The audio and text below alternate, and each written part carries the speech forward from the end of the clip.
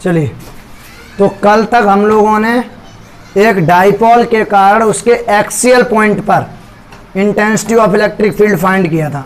Axial का मतलब है उसकी अक्षीय स्थिति में। हमारे पास एक डाइपोल था। Now look at the board, listen very carefully, बहुत ध्यान से सुने। देखिए इधर ये एक प्लस क्यू आवेश था, एक ये माइनस क्यू आवेश था। ये क्या बन गया? डाइपोल बन गया। और इसके बीच की डिस्टेंस हम लोग क्या लेते थे? 12। अगर इसका मध्य बिंदु हम लोग ओ लें तो फिर ये डिस्टेंस कितनी बनती थी? और ये भी कितनी बनती थी? और इसके कारण हम लोग इंटेंसिटी 3 पॉइंट्स पर निकाल सकते थे। एक तो भाई इसके अक्ष के सीध में ही पॉइंट लें जो हमने कल गणना कर रखी है, और एक इसके निरक्ष में मतलब इक्वेटोरियल लाइन पर, इक्वेटोरियल लाइन पर मतलब इसके 90 डिग्री पर लंबवत यहाँ कहीं पॉइंट मारे। अभी यहाँ से मैंने आर दूरी पर कल लेट किया था, यहाँ पर पी निकाल दिया था। अब इक्वेटोरियल का मतलब होता है इस डाइपोल के लंबवत, लंबवर्धक, ठीक है ना। तो ये देखिए हमने मध्य बिंदु से स्मॉल आर डिस्टेंस पर एक पॉइंट पी मान रखा है। अब यहीं पर आज हमें इंटेंसिटी निकालनी है, इस पॉइंट पर। समझ में आया बात? उसके लिए एक सिंपल सा हमें बात याद ये रखनी है कि एक आवेश के कारण जो इंटेंसिटी होती है आर डिस्टेंस पर, वो सबसे महत्वपूर्ण है। वो होती है अपनी E बराबर 1/4 पाई एप्सिलॉन नॉट Q बट्टे। तो आज हम लोग इलेक्ट्रिक फील्ड फाइंड करेंगे एक डाइपोल के इक्वेटोरियल पॉइंट पर। कहाँ याद करेंगे? इक्वेटोरियल पॉइंट पर, ठीक है। मतलब उसके लंबवर्धक पर या कहीं उसकी निरक्षीय स्थिति में। किस स्थिति में? लंबवर्धक। लंब का मतलब परपेंडिकुलर, अर्धक का मतलब आधे पर, ठीक मिड पॉइंट से। ठीक है, समझ में आ रही बात? तो चलिए, इसके लिए सबसे पहले तो अपने पास एक डाइपोल होना चाहिए। तो हम लोग डाइपोल आज लेट कर ले रहे हैं। हमारे पास एक डाइपोल है ए, ठीक है ना। चलिए आइए,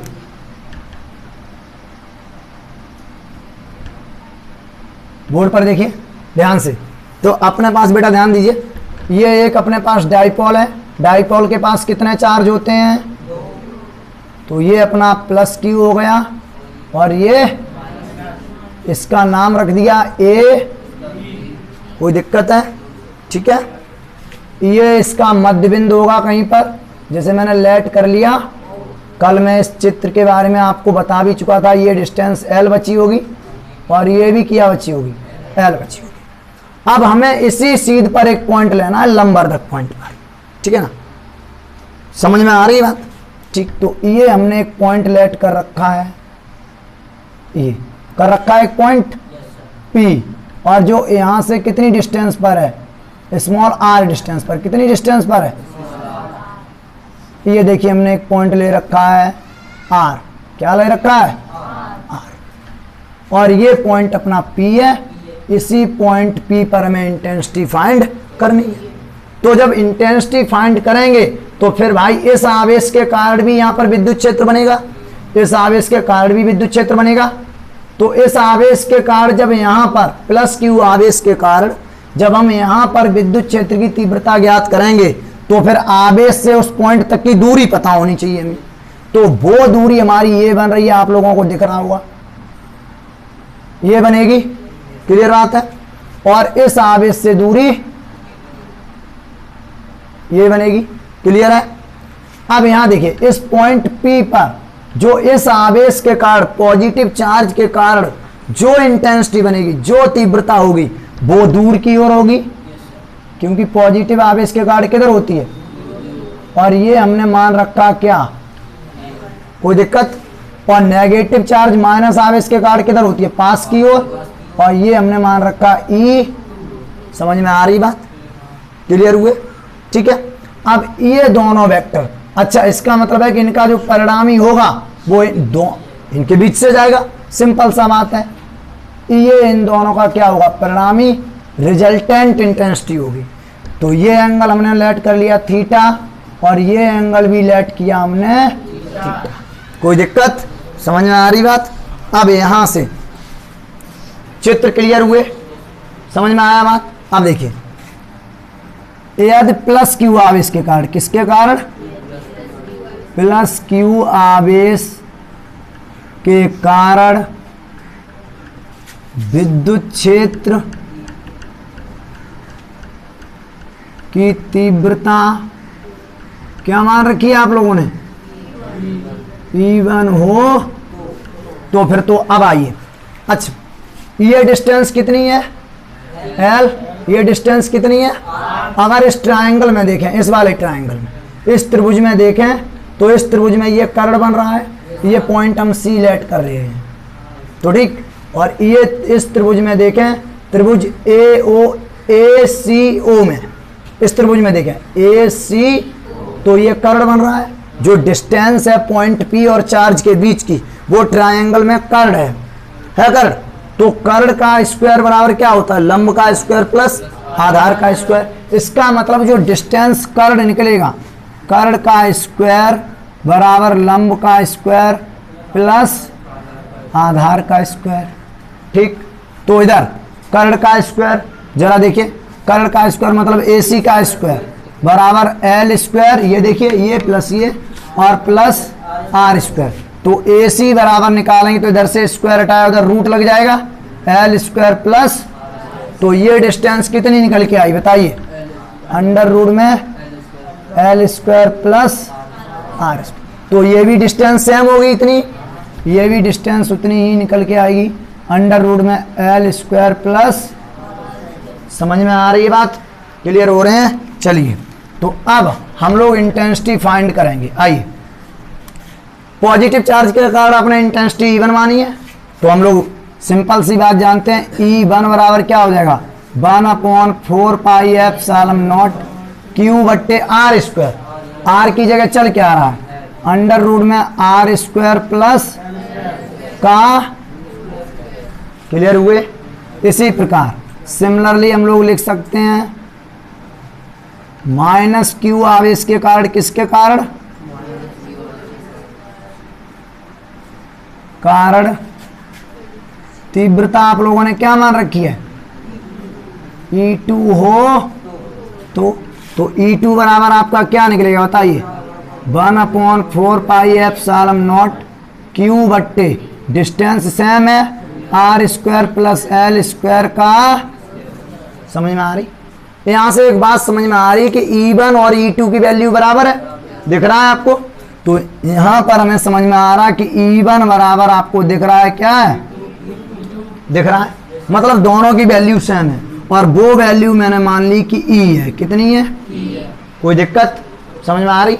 अब देखिए ध्यान से देखना, ये पॉइंट C है, चित्र वाली बात यहां पर देखिए, ये पॉइंट C है, इस पर ये हमारा E1 है और ये हमारा क्या है, तो इनका जो भी परिणामी होगा वो बीच से जाएगा, ई नेट, यही होगा नेट, ई नेट, नेट का मतलब टोटल या रिजल्टेंट, ठीक है ना। तो ये एंगल हमने क्या माना, थीटा, ये एंगल क्या माना, ये दोनों वेक्टर क्वांटिटी हैं। इलेक्ट्रिक फील्ड कैसी क्वांटिटी है, सदिश राशि है, वेक्टर क्वांटिटी है। और वेक्टर किन्हीं भी दो वेक्टर का जब हम योग करते हैं तो वो सूत्र हमें पता है क्या होता है, R बराबर अंडर रूट में A square plus 2AB cos, यही होता है। लेकिन यहाँ पर A और B की जगह जो हमारी इंटेंसिटी है, वो यहाँ A और B की जगह जो वेक्टर हैं वो कौन है, E1 और E2, और दोनों की वैल्यू है क्या, E है, कितनी है, दोनों की वैल्यू सेम है। तो यहाँ से जब हम रिजल्टेंट इंटेंसिटी निकालेंगे तो A की जगह हम क्या रखेंगे, E, B की जगह भी क्या रखेंगे, E, और यहाँ भी AB की जगह, ठीक। लेकिन यहाँ पर अगर थीटा की बात करें तो थीटा और थीटा इन दोनों के बीच एंगल क्या बनेगा, टोटल एंगल। भाई दो वेक्टर, ये एंगल क्या, थीटा किसको डिफाइन करता है, थीटा बताता है उन दोनों वेक्टरों के बीच कोण जिनका हम योग निकाल रहे हैं। थीटा उन वेक्टर्स के बीच योग होता है, वो थीटा उन दोनों वेक्टरों के बीच कोण होता है जिसके बीच हम इंटेंसिटी फाइंड कर रहे हैं, जिनका हम लोग टोटल निकाल रहे हैं। क्या निकाल रहे हैं, थीटा किन किन के बीच का कोण है, ए और, तो यहाँ पर थीटा ई और ई, E1 और E2 दोनों के बीच कोण है क्या, 2 थीटा, ये वाला थीटा प्लस ये वाला थीटा, थीटा प्लस थीटा। तो E1 और E2 दोनों वेक्टर के बीच जो टोटल एंगल बना वो अपना 2 थीटा बना। समझ में आ रही बात? तो अब हम रिजल्टेंट यहाँ पर 2 थीटा में यूज कर रहा हूँ, समझ में आ रहा क्यों? तो यहाँ पर जब रिजल्टेंट इंटेंसिटी निकालेंगे कहाँ, पॉइंट P पर, कहाँ पर निकालेंगे, पॉइंट P पर। ये रहा पॉइंट P अपना, दिख रहा है, देखिए मैं इधर बना दे रहा हूँ ये पॉइंट P, ठीक है। तो बिंदु P पर परिणामी तीव्रता, ध्यान दीजिए, परिणामी तीव्रता, रिजल्टेंट तीव्रता, तो ये हमने क्या मान रखी है, ई नेट मान रखी है, टोटल नेट या टोटल भी लिख सकते हैं, ठीक है। तो ये अंडर रूट में फॉर्मूला पढ़ रखे हैं हम लोग, ये E1 square plus 2E1 E2 और cos 2 थीटा क्यों ले रहे हैं, समझ में आ रहा है? अब E1 और E2 दोनों की वैल्यू है क्या, तो समझ में आ रहा है। ई नेट बराबर, ध्यान से देखते रहिए बेटा, अंडर रूट में ई का स्क्वायर रख देंगे प्लस यहाँ भी क्या हो गया प्लस 2E1 और E2 की जगह भी ई रखेंगे तो ई स्क्वायर हो जाएगा, मल्टीप्लाई होगा, समझ में आ रहा, और cos 2 थीटा, समझ में आ रही बात। तो इधर देखिए ई रिजल्टेंट या नेट जो भी लिखें, ये अंडर रूट में ई और ई कितना हुआ और प्लस 2e स्क्वायर, समझ में आ रही होगी बात, और cos 2 थीटा, क्लियर हो रहे हैं। यहां पर ई नेट बराबर अंडर रूट में 2e स्क्वायर कॉमन मिल रहा है, देखिए बेटा अंदर क्या बचेगा 1 प्लस कॉस, यहां 1 बच गया, 1 प्लस कॉस 2 थीटा। अब देखिए ई स्क्वायर का वर्गमूल लेंगे तो बाहर ई आ जाएगा कि नहीं आ जाएगा। चलिए इधर देखिए बोर्ड पर, ध्यान से देखते रहें, बहुत ही ध्यान से देखें। तो यहां से जब मैं ई नेट जब मैं निकाल रहा हूं बोर्ड पर देखिए, तो ई अपना कहां आ गया, बाहर आ गया, वर्गमूल ले लिया, इसका स्क्वायर रूट ले लिया, तो अंदर क्या बचा 2 और 1 प्लस cos 2। अब चूंकि आप एक फॉर्मूला पढ़े होंगे cos 2 थीटा का, ध्यान दें, होता है 2 cos स्क्वायर थीटा माइनस, होता है कि नहीं होता है, cos 2 थीटा के 3 फॉर्मूले होते हैं, समझ रहे, 1 माइनस 2 साइन स्क्वायर ए और cos स्क्वायर ए माइनस साइन स्क्वायर ए और 2 cos स्क्वायर ए माइनस 1, ठीक। तो ये मैंने लिख दिया, कोई दिक्कत? तो यहाँ ई नेट बराबर, जरा ध्यान दीजिए, ई अंडर रूट में जरा ध्यान दीजिए 2, बहुत ध्यान से, 1 प्लस cos 2 थीटा की जगह क्या रख दिया 2 cos स्क्वायर थीटा माइनस 1 से 1, क्लियर हो रहे हैं। ई नेट बराबर ये ई ऐसा ही रहा, अंडर रूट के अंदर 2 दूनी कितना हो गया cos स्क्वायर थीटा, क्लियर हो रहे हैं।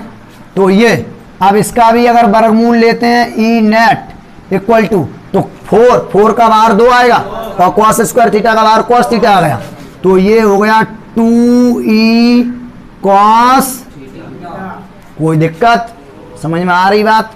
चलिए तो ई नेट ध्यान देते रहिए, 2 ऐसा ही रहा, ई किसके बराबर है, E1 के बराबर और E2 के भी बराबर है। तो E1 की वैल्यू तो हमें वैसे भी पता है, तो ई की जगह हम ये किसके बराबर है, ई के बराबर ही तो है, किसके बराबर है, तो ई की जगह हम ये यूज कर सकते हैं, यहाँ स्क्वायर से रूट हटा दें, कोई दिक्कत। चलिए तो यहाँ पर 2 और ई की जगह क्या रखेंगे 1/4 पाई एप्सिलॉन नॉट और क्यू बट्टे, यहाँ देखिए जब ई का मान रखेंगे तो स्क्वायर से रूट हटा दिया मैंने, तो यहाँ बचेगा R square plus cos theta. अगर इस त्रिभुज में हम cos थीटा निकालें तो cos थीटा क्या होता है, cos थीटा होता है आधार बट्टे कर्ण, तो आधार क्या है L और कर्ण क्या है अंडर रूट में L स्क्वायर प्लस, इस त्रिभुज में cos थीटा देखिए, इस ट्रायंगल में cos थीटा क्या होता है आधार बट्टे कर्ण, तो ये क्या दिख रहा है आधार, ये क्या दिख रहा है कर्ण दिख रहा है, कोई दिक्कत, समझ में आ रही बात। चलिए तो यहां से cos थीटा का मान रखा, तो L आधार L और बट्टे कर्ण अंडर रूट में आर स्क्वायर प्लस, कोई दिक्कत, या L square plus R square जैसा भी लिखो। अच्छा अब ध्यान दीजिए जरा ध्यान से, ई नेट बराबर 2s आई रहा 1 अपॉन, बोर्ड पर देखिए बेटा, 2s आई रहा 1 upon 4 pi epsilon nought q, और ये R square plus L square, और इसको मैंने एल इसको लिख दिया R square plus L square की पावर 1/2। कोई दिक्कत? रूट हटा दिया। गुणा में घातें जुड़ती हैं, इस पर पावर कितनी है 1, इस पर कितनी 1/2। अब 1 में आधा जोड़ेंगे तो 1.5 बनेगा, मतलब 3/2। देखिए 2 एकम 2 और 1 3/2 हो गया। समझ में आ रही बात? तो ई नेट बराबर ये क्या हुआ, अब देखिए जरा, मैंने इसको लिख दिया 1 अपॉन 4 पाई एप्सिलॉन नॉट, आगे लिख दिया क्यू एस आई रहा इंटू 2 को एल के पास लिख दिया। कोई दिक्कत? वो तो गुणा में है, कहीं भी लिखो भाई। 3 गुणा 2 कितना होता है, और 2 गुणा 3, बात तो वही आनी है। ठीक, समझ में आ रहा कि नहीं आ रहा है? तो ये क्यू इंटू 2 और नीचे, ये नीचे क्या बन गया R square plus L square की पावर 3/, क्लियर हुए? अब चूंक यहां पर दिख रहा होगा आपको, चूंक इधर देखिए बेटा, यहां पर इसके नीचे देखिए, चूंक बोर्ड पर देखिए, इसके नीचे चूंक यहां से देखिए, चूंक Q इंटू 2L आप पहले से जानते हैं क्या होता है, और कल मैंने बताया था L square is very very less than, dipole के दोनों आवेशों के बीच की दूरी बहुत सूक्ष्म होती है। ऐसी स्थिति में दोनों आवेशों को हम O के पास ही मान सकते हैं, तो L तो वैसे भी खत्म हो जाएगा। समझ में आ रही कि नहीं आ रही बात? तो अब आइए, तो एल स्क्वायर को हम लोग छोड़ देंगे, तो बचेगा क्या, चलिए ई नेट बराबर, इधर देखते रहिए 1 upon 4 pi epsilon not, clear हो रहे हैं?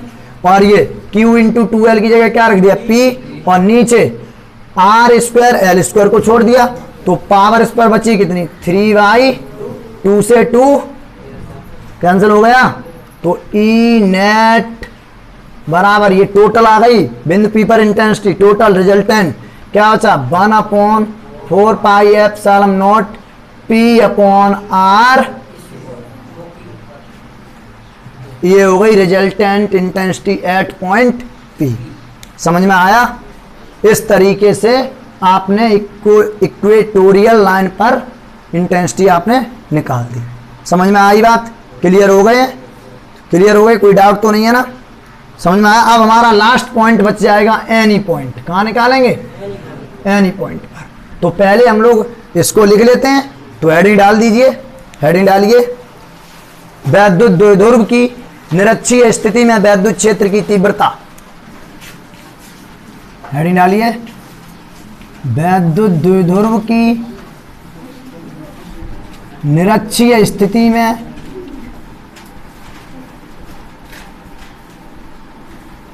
में वैद्युत क्षेत्र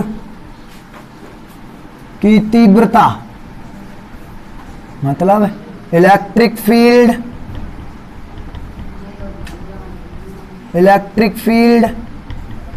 due to a electric dipole, electric field due to a electric dipole on equatorial line, equatorial line. समझ में आ गई बात?